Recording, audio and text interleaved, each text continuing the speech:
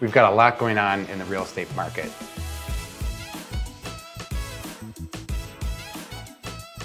For October, where we're at year over year, we've got a 1.5 increase in closed sales.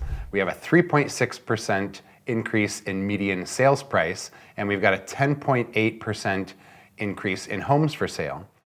Let's take a little closer look at it by zip code for Rochester with our key indicators of market. First one being median sales price. As we can see here, this is a 5-year look at Rochester by zip code, Northwest, Southwest, Southeast, and Northeast.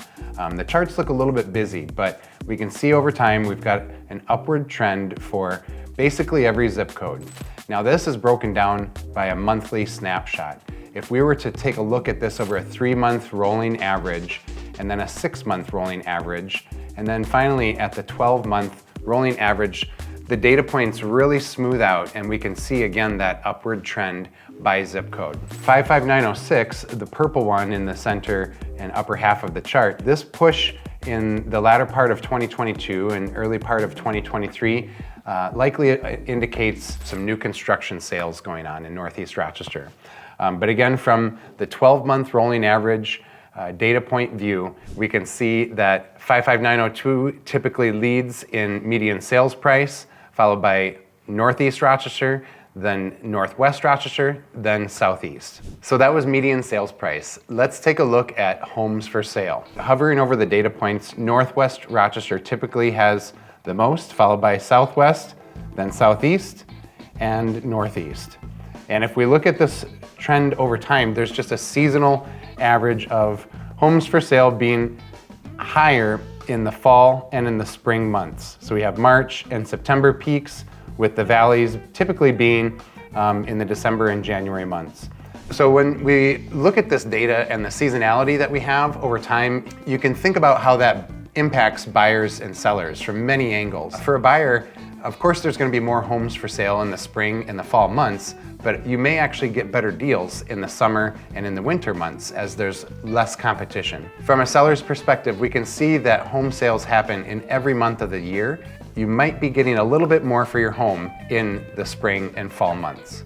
Lastly, let's take a look at month supply, again by zip code. We can see how this ties in with sales price, where the month supply for the 55902 is a little bit higher. When we look at this trend over time, the month supply is typically lower again in the winter months and higher in the spring and fall months. It just means that there are less homes for sale in winter and more homes for sale in the spring and the fall. So now we're going to look here at Rochester, Byron, Stewartville, and Pine Island. Byron, although smaller, typically is leading in median sales price with respect to these 4 cities that we're looking at.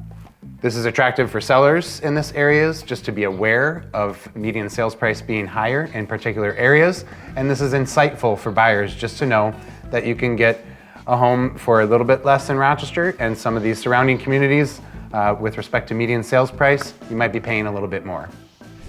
So that was local market data. Let's talk about the industry as a whole. Interest rates are dropping down, inventory's starting to come up, but the big picture that we want to really talk about is what's going on with cooperating compensation.